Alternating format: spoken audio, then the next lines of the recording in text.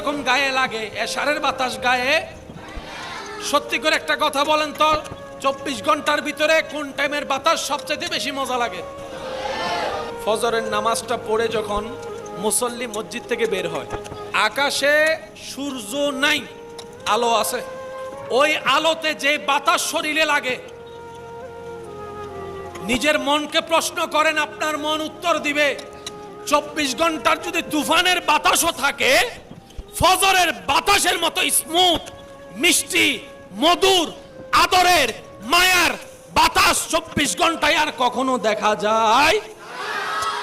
চিকিৎসা বিজ্ঞান বলে ফজরের টাইমের ওই বাতাস যার শরীরে লাগবে, যার ব্রেনে লাগবে, এটা শরীরের জন্য ভালো, ব্রেনের জন্য ভালো।